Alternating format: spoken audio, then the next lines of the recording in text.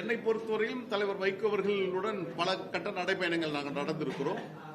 தலைவர் வைகோ அவர்கள் சிறையில் அடைப்பட்டு புடா சட்டத்தில் அடைப்பட்டு 19 மாதம் 1.25 வருடம் 570 நாட்கள் புடா சிறையில் கைது செய்யப்பட்டு இருந்த காலகட்டத்தில் தமிழ்நாட்டின் வீதிகளில் திருச்சி துவங்கி வேலூர் வரையிலும் 17 நாட்கள், அதே போன்று எட்டயபுரம் துவங்கி மதுரை வரையிலும் 9 நாட்கள் என்று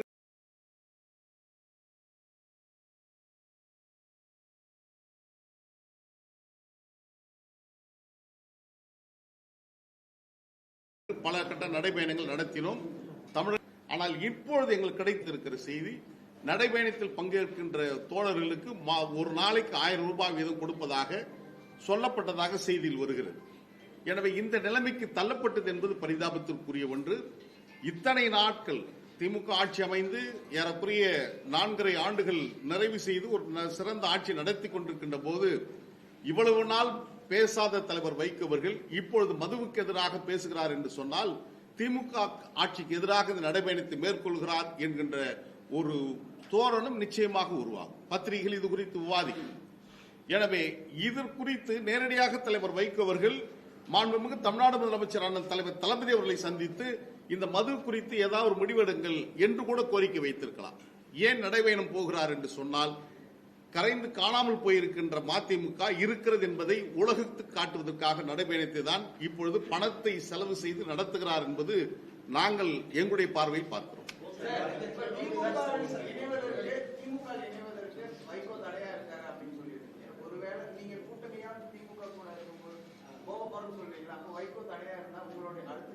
அவங்க திமுக ஏற்கனவே நீங்க பாத்தீங்கன்னா திமுகவிலிருந்து வெளியே வந்ததுதான் மதிமுக. அந்த மதிமுகவை திமுகவுடன் கூட்டணி இருக்கின்ற போது நாங்கள் திமுக ஒரு நல்லாட்சி நடந்து கொண்டிருக்கிறது, மதவாத சக்திகளோடு எதிர்ப்புகள் கடுமையாக இருக்கிறது. இப்படிப்பட்ட காலகட்டத்தில் எங்களுடைய சக்திகளை விரயம் செய்ய வேண்டாம் என்ற அந்த எண்ண ஓட்டத்தில் தான் நாங்கள் அவருடன் இருக்க விரும்புகிறோம். திமுக தலைமையிலான கூட்டணியில் எங்களுடைய ஆதரவை நல்க இருக்கிறோம். அது காலம் என்ன சொல்ல போகிறது என்பது விரைவில் தெரியும்.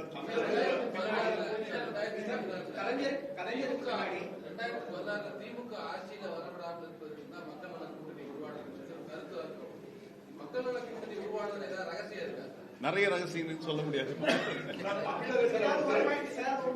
நிறைய ரகசியங்கள்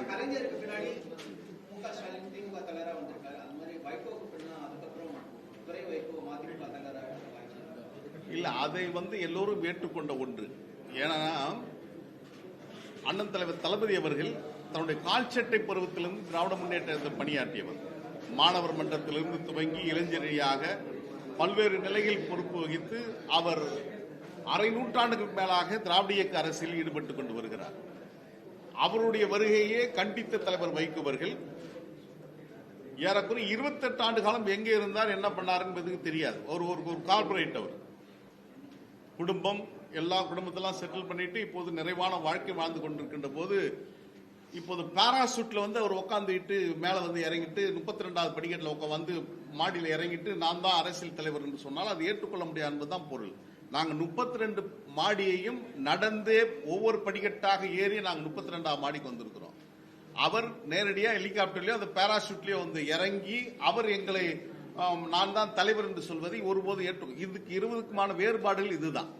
இவர் அரசியல்படுத்தப்படாமல் எங்கேயோ வியாபாரம் பண்ணிட்டு இருந்தவர். குறிப்பாக சொல்லப்போனா ஐடிசி கம்பெனில சிகரெட் உள்ளிட்ட அந்த போதை வசதிகள்லாம் நடத்திட்டு இருந்தார்.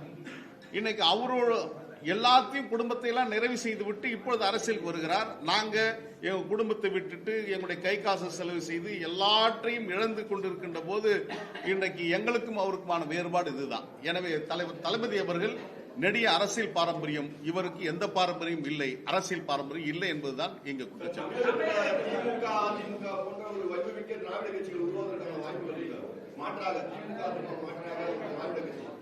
அது காலம்தான் பதில் சொல்லணும். கண்டிப்பா தவறு. இப்போ மாமல்லபுரம் பக்கத்துல நம்ம கோவளம் பக்கத்துல கூட நேற்று முன்தினம் ஒரு விமானம் தவறா கீழே விழுந்துச்சு. பயிற்சி விமானம் தான், அது பயிற்சி விமானிகள் தானே, துரையும் பயிற்சி விமானி போல் தான். அது மேல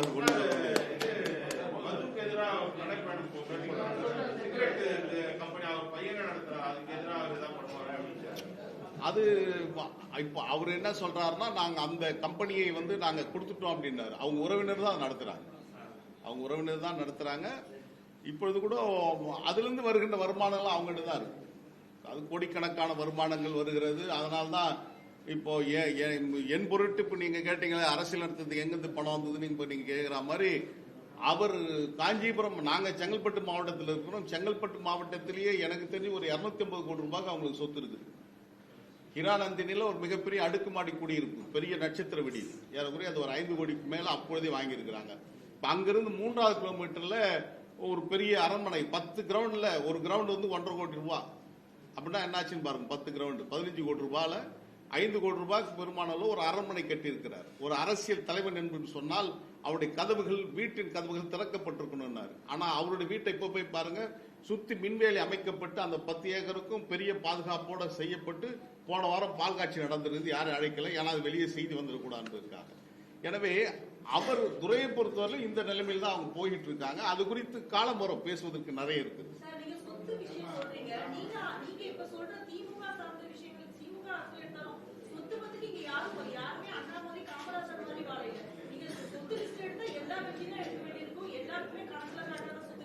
அண்ணாமலை ரஃபேல் வாட்ச் கட்டி இருக்காருமா, 5 லட்சம் பெருமான அந்த வாட்ச் கட்டிட்டு இருக்காங்களே. நீங்க அண்ணாமலை ஒப்புறீங்களே? இல்ல, எங்களை ஒரு ஒப்பு விட்டு இருந்தாலும் நான் அதை சொல்றேன்.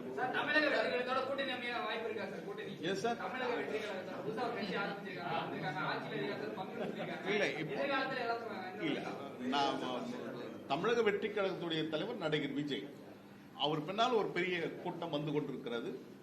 நான் வேண்டுவதெல்லாம் அந்த கட்சியுடைய முன்னணி தோழர்கள், தளபதிகள் இணைந்து அந்த கூட்டத்தை அரசியல் நெறிப்படுத்தப்பட வேண்டும், ஜனநாயகப்படுத்தப்பட வேண்டும். அவர்கள் இன்றைக்கும் ரசிகர்களாகவே இருக்கிறார்கள், ரசிக மனப்பான்மையோடு இருக்கிறார்கள். விஜய் வந்தால் ஒரு செல்ஃபி எடுத்துக் கொள்ளலாம், அவரை பார்த்தால் போதும் என்ற நிலைமைக்கு இருக்கின்ற அந்த கூட்டம் ஒரு அரசியல் ஜனநாயகப்படுத்தப்பட்டால் தமிழ்நாட்டுக்கு நல்லது. ஒரு காட்டாட்டு வெள்ளம் போல் வருகின்ற அந்த கூட்டத்தை கட்டுப்படுத்தி அவர்களை நெறிப்படுத்தினால் எதிர்கால தமிழ்நாட்டு அரசியலுக்கு, தமிழ்நாட்டுடைய ஜீவாதார உரிமைகளை வென்றெடுப்பதற்கு அது உதவியாக இருக்கும் என்பதை தாவேகா தலைவர் விஜய் அவர்களுக்கு என்னுடைய அன்பான வேண்டுகோளாக வைக்கிறேன்.